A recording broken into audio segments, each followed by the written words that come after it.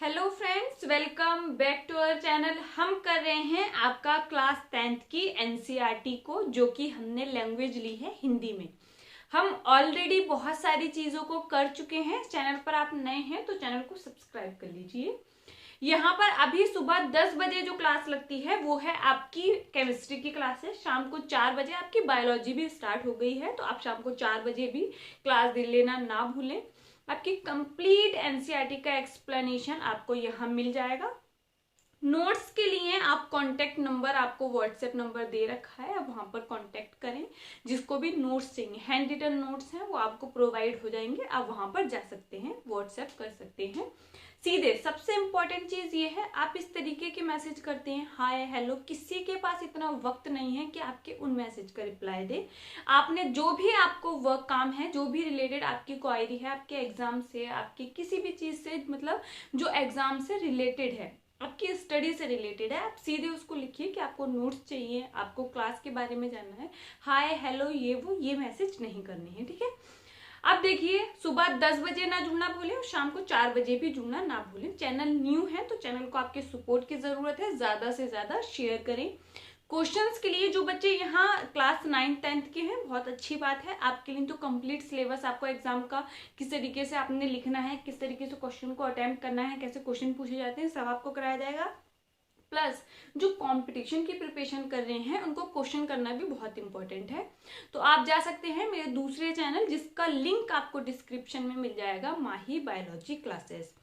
इस चैप्टर में हम अभी कर रहे थे रासायनिक अभिक्रियाएं एवं समीकरण, जिसमें हम बहुत सारी चीजों को देख चुके हैं। रासायनिक अभिक्रिया क्या है, समीकरण क्या है, दोनों में अंतर क्या है।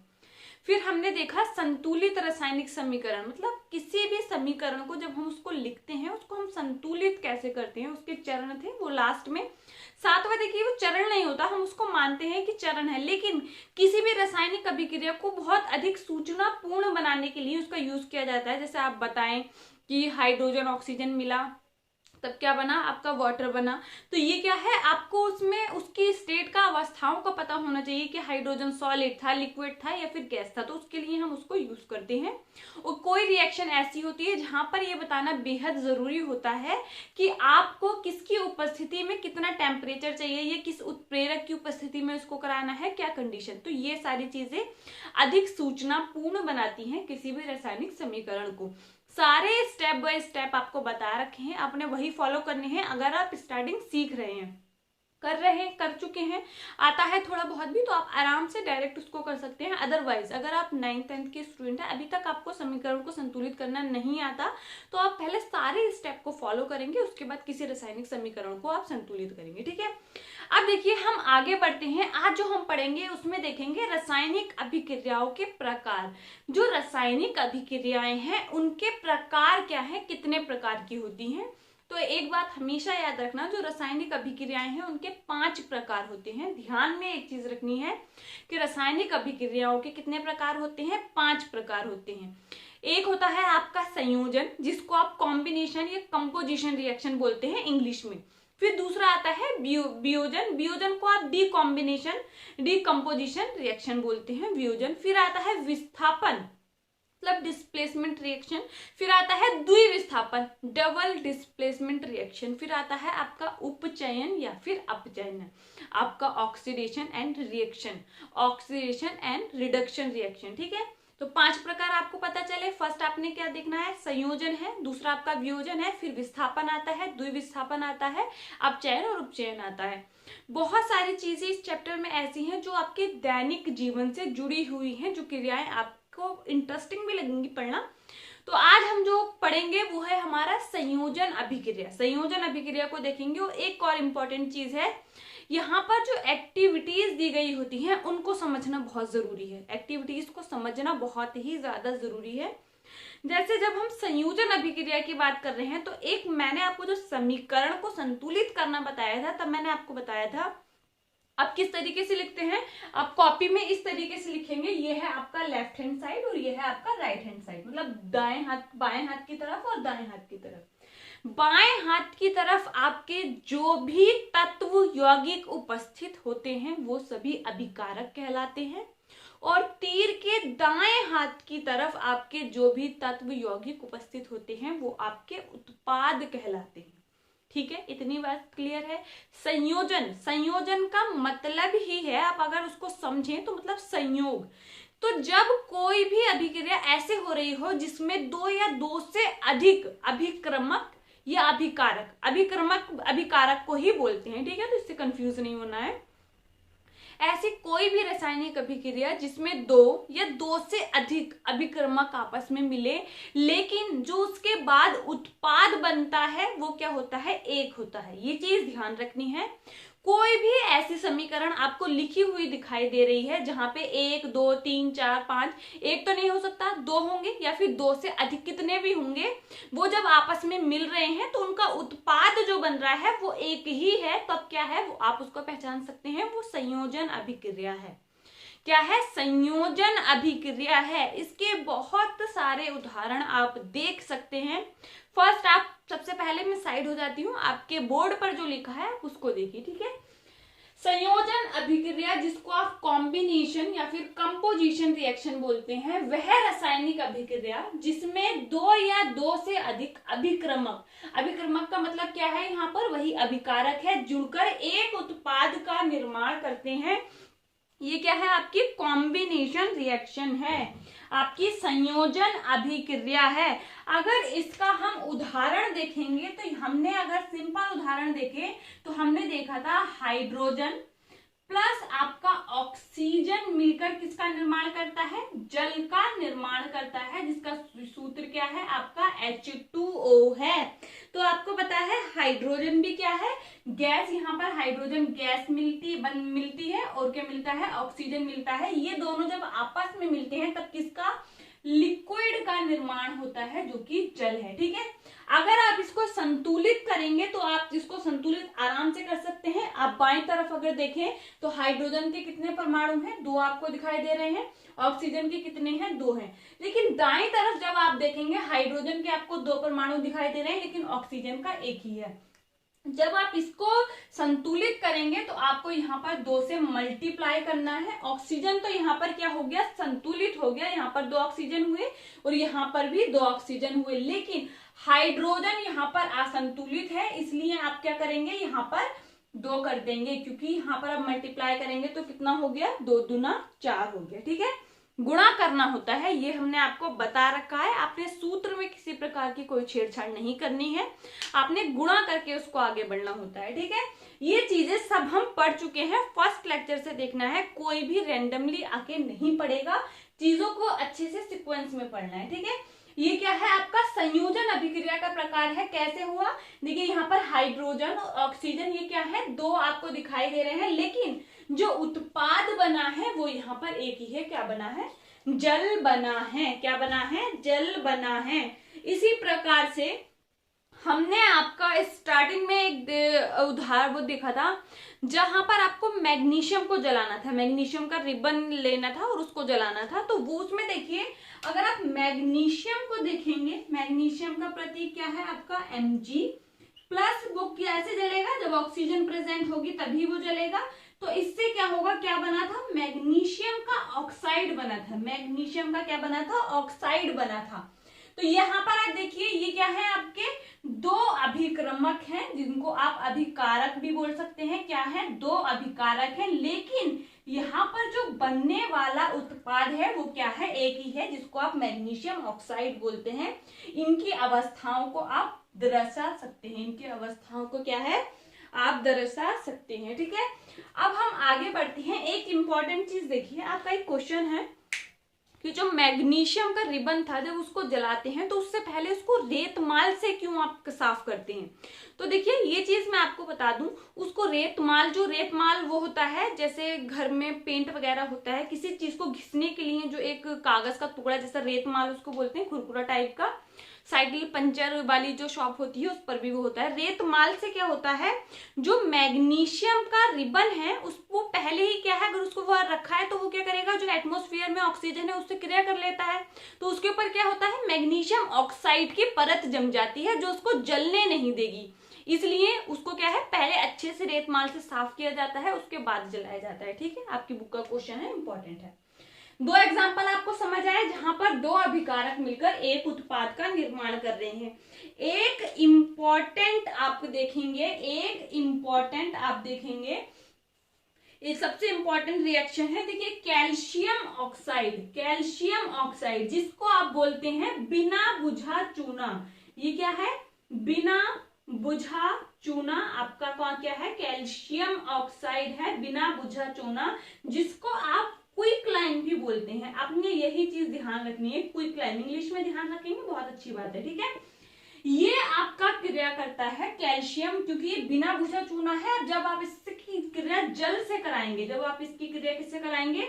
जल से कराएंगे, तब क्या होगा? ये अनबुझे चूने में क्या होगा?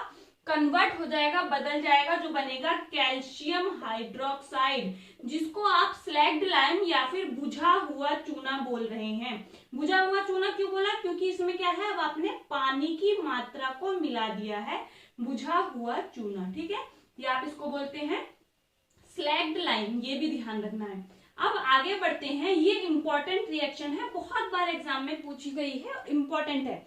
देखिए ये जो है आपका, यहाँ पर ये जो बुझा हुआ चूना है, जब इसकी क्रिया जल के साथ हुई तब आपका क्या हुआ? बुझा हुआ चूना बना। ये है बिना बुझा चूना। आपने देखा होगा जो बिना बुझा चूना, जिस तरीके से किसी घर में कोई फंक्शन हो या फिर लिपाई पुताई, अब तो बहुत सारे अलग अलग पेंट आ गए हैं बने हुए, लेकिन पहले ये अभी भी बहुत जगह पर ऐसा होता है, इसी सफेद चूने से क्या होता है? सफेदी की जाती है। जैसे रोड, किसी भी कोई भी फंक्शन हो, कोई त्योहार हो, फेस्टिवल है कोई भी, तो आप देखते हैं जो रोड के दोनों साइड होते हैं वहां पर चूने से, एक व्हाइट कलर के पाउडर से इस तरीके से लाइन खींच दी जाती है। अगर किसी के घर में शादी है तो वहां तक और मेन रोड तक ऐसा होता है। या फिर अगर कोई फेस्टिवल है, कोई त्योहार है, तब भी सड़कों पर उसकी दोनों साइड क्या है? लाइन खींच दी जाती है पाउडर से। वो है आपका कैल्शियम ऑक्साइड, जिसको आप बुझा हुआ चूना बोल रहे हैं, अनबुझा चूना बोल रहे हैं, या फिर आप बोल रहे हैं बिना बुझा चूना, ठीक है।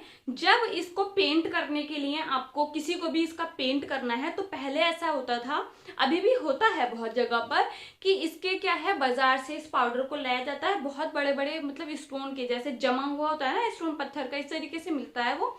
उसमें जब पानी मिलाया जाता है तो इससे बहुत सारी हीट बाहर निकलती है, ऊष्मा एकदम से गर्म हो जाता है। ये आपका एक्सपेरिमेंट है, आपको मैं समझा रही हूँ, ठीक है। उसमें आप जब पानी मिलाएंगे तो बहुत ऐसे बुलबुले से बनते हुए दिखाई देंगे, बहुत गर्म हो जाता है। इसलिए ज्यादातर ये लोग लोहे की बाल्टी या एल्यूमिनियम की बाल्टी ऐसे बर्तनों में किया जाता है। फिर उसके तुरंत इसको पेंट नहीं कर सकते, क्योंकि ये गर्म होता है, इसलिए इसको घोल कर अच्छे से फिर 2-3 दिन के बाद इसका इस्तेमाल किया जाता है, ठीक है। तो ये जो बनता है फिर जो बाद में, वो क्या बनता है? बुझा हुआ चूना, जो है आपका कैल्शियम हाइड्रोक्साइड, जिसको आप स्लैग्ड लाइम भी बोलते हैं। इसका यूज होता है आपका पेंट करने के लिए। अब आपकी एनसीईआरटी में आपको एक पैराग्राफ में दिया गया है, क्या आप जानते हैं? देखिए जो ये कैल्शियम हाइड्रोक्साइड है, जब इसको सफेदी करने के लिए यूज किया जाता है, तो आप देखेंगे जो अगर किसी दीवार पे इसको पेंट करने के लिए यूज किया गया है, तो वो दीवार तुरंत से आपको सफेद दिखाई नहीं देगी, वो आपको हल्का सा कलर, कहीं जैसे नीला, जैसे वो होता है ना कपड़ों में नील लगा, व्हाइट कपड़ों पे नील जैसा लगाते हैं, इस तरीके से आपको दिखाई देगा। लेकिन 2-4-5 दिन के बाद ये क्या होता है? सफेद कलर में कन्वर्ट हो जाती है। तो ऐसा क्यों होता है? ऐसा इसलिए होता है कि ये जो कैल्शियम हाइड्रोक्साइड है, ये वायुमंडल में उपस्थित आपकी जो कार्बन डाइऑक्साइड है उससे क्रिया करके और क्या कर लेता है? आपका कैल्शियम कार्बोनेट बना लेता है, जो कि आपका अगर देखें तो संगमरमर जो मार्बल होता है ना, उसका भी यही सूत्र है, कैल्शियम कार्बोनेट बना लेता है। जो मार्बल का भी यही सूत्र है, जो आप घरों में आप देख रहे हैं ना मार्बल संगमरमर बिछा होता है, उसका भी यही सूत्र होता है, ठीक है। तो यहाँ पर हम देख सकते हैं, यहाँ पर हम देख सकते हैं आपका इस अभिक्रिया को भी आगे, ठीक है। ये अभिक्रिया क्या है? आपकी संयोजन अभिक्रिया है, क्योंकि कैल्शियम ऑक्साइड प्लस आपने जल से क्रिया कराई, तब आपको क्या मिला? वहां पर जल से क्रिया कराने पर आपको मिला एक कैल्शियम हाइड्रोक्साइड, ठीक है। अब हम आगे बढ़ते हैं, हम दूसरी अभिक्रिया को देखते हैं, जो अभी हमने समझा है कि कैल्शियम हाइड्रोक्साइड, जो आपका कैल्शियम हाइड्रोक्साइड है वो क्या करता है? आपका कैल्शियम हाइड्रोक्साइड आपका कार्बन डाइऑक्साइड से क्रिया करता है, क्या बनाता है आपका कैल्शियम कार्बोनेट को बना देता है। क्या करता है, कैल्शियम कार्बोनेट को बना देता है, जिसको आप क्या बोलते हैं, चूना पत्थर बोलते हैं। और आपका संगमरमर का भी सूत्र पूछा जाता है तो वो भी यही है। और जल बनता है, वो जल आपको दिखता नहीं है क्योंकि वो क्या है, भाप में बनकर उड़ जाता है, ठीक है। तो देखिए ये भी आपका किसका उदाहरण हुआ, आपका संयोजन अभिक्रिया का उदाहरण हुआ, क्योंकि उत्पाद जो बन रहा है मीन वो ये बन रहा है, ये क्या करता है, उड़ जाता है आपका भाप बनकर। तो आपको समझ आया कि वो सफेदी आपको ऐसा क्यों दिखाई देता है, बाद में क्यों सफेद होती हैं वो दीवारें। तो ये आपके एनसीईआरटी का पैराग्राफ है, आप उसको देख सकते हैं अच्छे से समझने के लिए, ठीक है। एक्टिविटी हमने देख ली, अब हम आगे बढ़ते हैं। आपको पूछी जाती है कार्बन के दहन की अभिक्रिया या फिर कोयले के दहन की अभिक्रिया, क्योंकि देखिए कार्बन जो होता है, कोयले में भी आपको कार्बन मिलेगा, तो कोयले के दहन की अभिक्रिया या कार्बन के दहन की अभिक्रिया आपको आपके एग्जाम में पूछी जा सकती है, पूछी जाती है।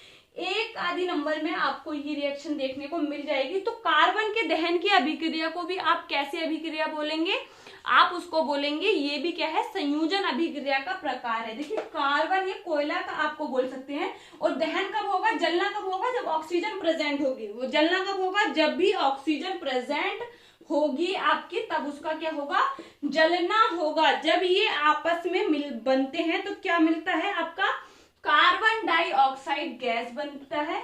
प्लस आपको दिखाई देगा कि यहाँ पर ऊष्मा निकलेगी, ऊष्मा क्या है, बाहर निकलेगी। लेकिन ये क्या है, आपका संयोजन अभिक्रिया का प्रकार है, क्योंकि उत्पाद आपका ये है, ठीक है, प्लस का निशान है ये, ठीक है।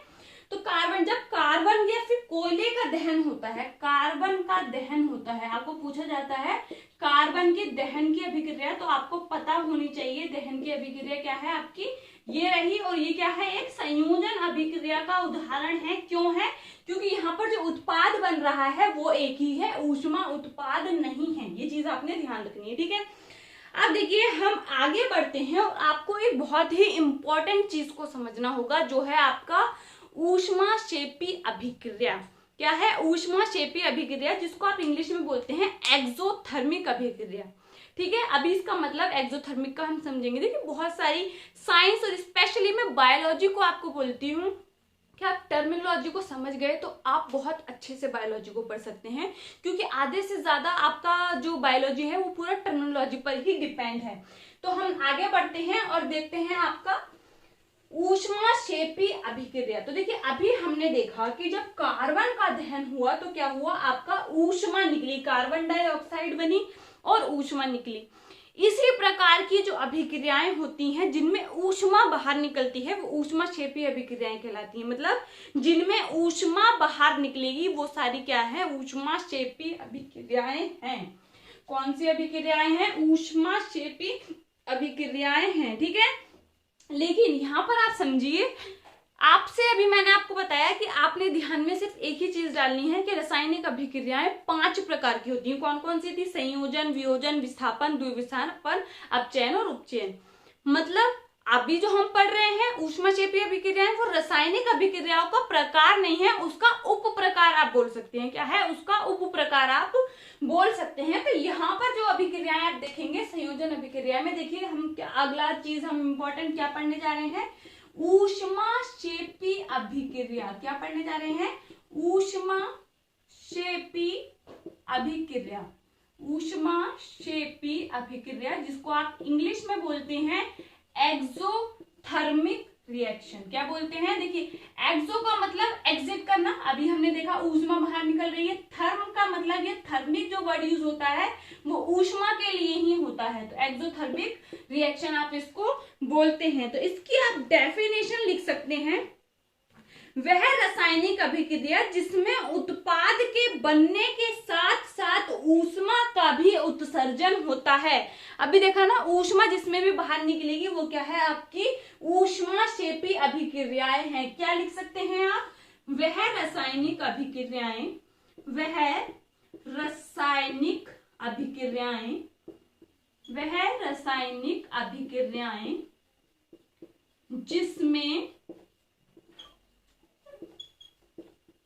जिसमें उत्पाद के बनने के साथ साथ, उत्पाद के बनने के साथ साथ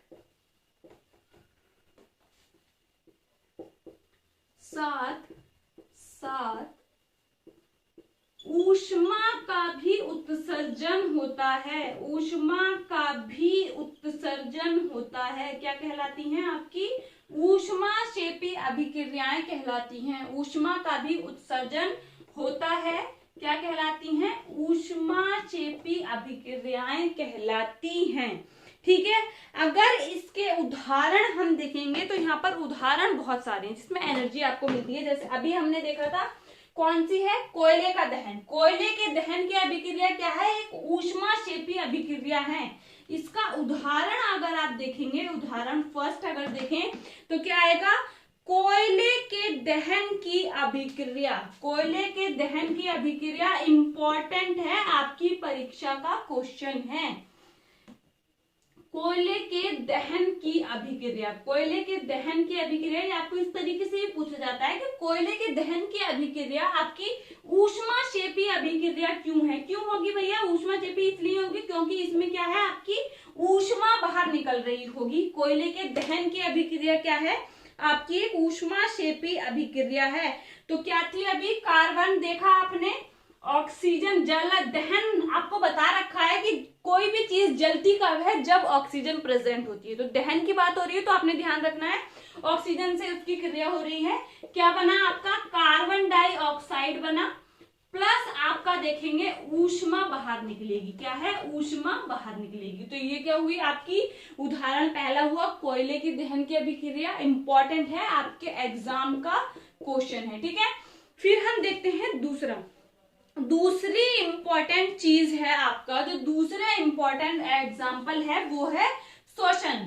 दूसरा उदाहरण क्या है आपका? शोषण। अब यहाँ पर समझिए शोषण कैसे आपकी ऊष्माक्षेपी अभिक्रिया है। आपको यही बोला जाता है, आपने नोट करना है जो मैं आपको बोलूंगी, पहले आप समझिए। जो शोषण होता है, देखिए सांस लेना और शोषण दोनों अलग अलग प्रोसेस है। दोनों क्या है? अलग अलग हैं। आप कई बार हम समझते हैं जो सांस ली जा रही है वही शोषण है, तो शोषण अलग है। शोषण का कनेक्शन है आपका, जो आपने भोजन खाया है वो क्या है? आपका पचता है। क्योंकि आपको पता है आप भोजन में बहुत सारे जटिल पदार्थों को ग्रहण करते हैं जिसमें कार्बोहाइड्रेट, प्रोटीन, वसा शामिल होता है। जो कार्बोहाइड्रेट होता है उसका जो अंतिम पाचन होता है वो ग्लूकोज में होता है। ठीक है। भोजन से ही हमें एनर्जी मिलेगी, लेकिन ये ग्लूकोज आपको ऐसे एनर्जी नहीं दे सकता। जब शोषण होता है, जब ऑक्सीजन अंदर जाती है तो वो ग्लूकोज से क्रिया करती है, और ग्लूकोज और ऑक्सीजन की जो क्रिया होती है, एक तरीके से दहन हुआ, हम बोल सकते हैं ग्लूकोज का जलना। तो वहां से क्या होगी? ऊष्मा बाहर निकलती है। वही जो ऊर्जा होती है वो एटीपी के रूप में संचित होकर आपको क्या देती है?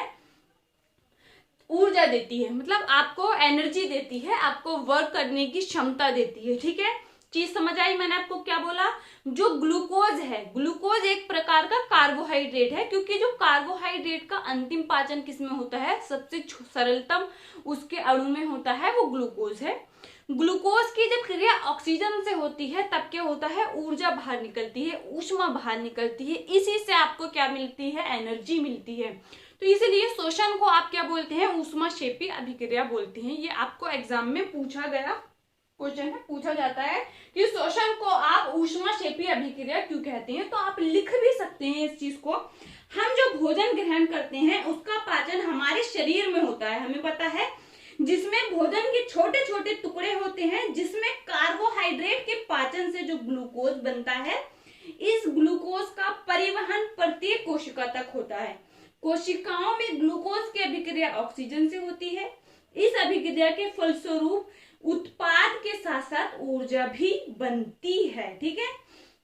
अब देखिए, अगर इस अभिक्रिया को हम देखेंगे तो इस अभिक्रिया को हम लिख सकते हैं क्या?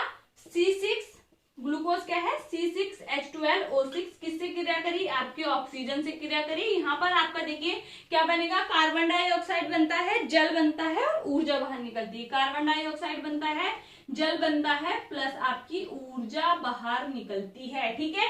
इसीलिए शोषण क्या है? एक ऊष्माक्षेपी अभिक्रिया है।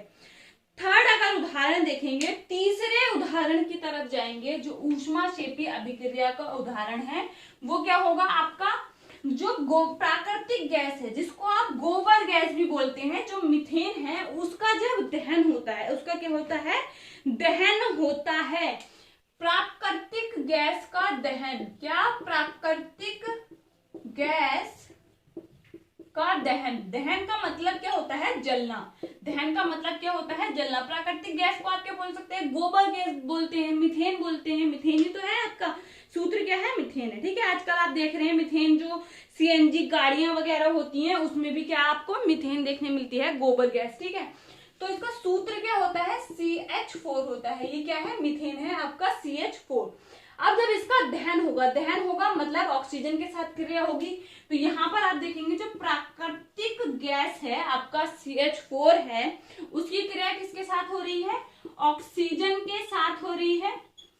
उत्पाद क्या बनेगा आपका, जब आपका मीथेन जो गोबर गैस है वो ऑक्सीजन से क्रिया करेगी तब आपका कार्बन डाइऑक्साइड बनेगा, जल बनेगा, और आपका क्या बनेगा, ऊर्जा।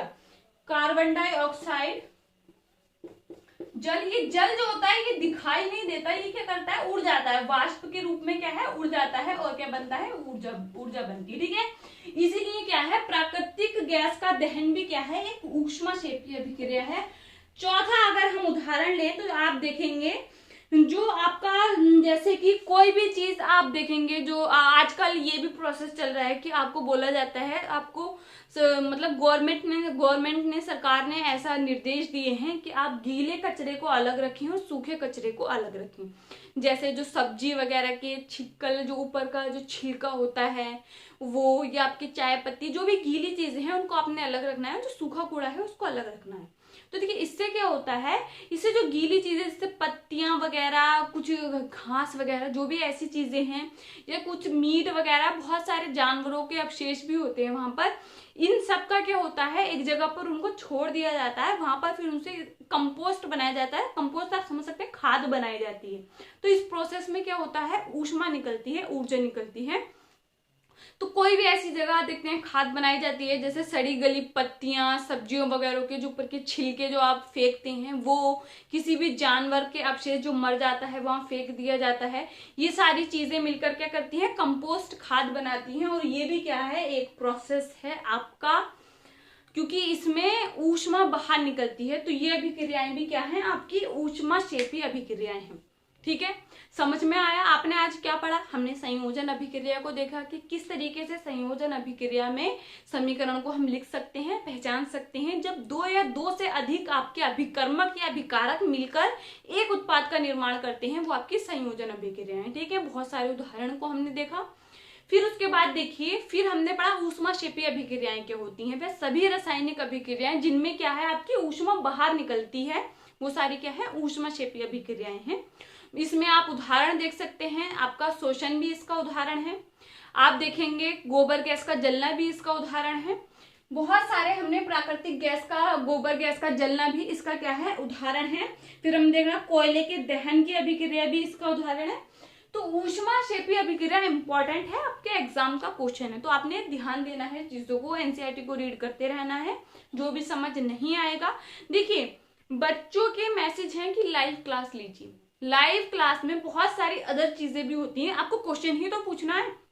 आप कमेंट में क्वेश्चन छोड़िए, हम उसको आपका आंसर देकर ही छोड़ेंगे। ठीक है, आपका जो भी क्वेश्चन होगा हम आपको कमेंट में उसका आंसर दे देंगे। ठीक है, लाइव क्लास भी शुरू करेंगे, बच्चे जब ज्यादा नंबर में होंगे तब हम आपकी लाइव क्लासेस भी शुरू करेंगे।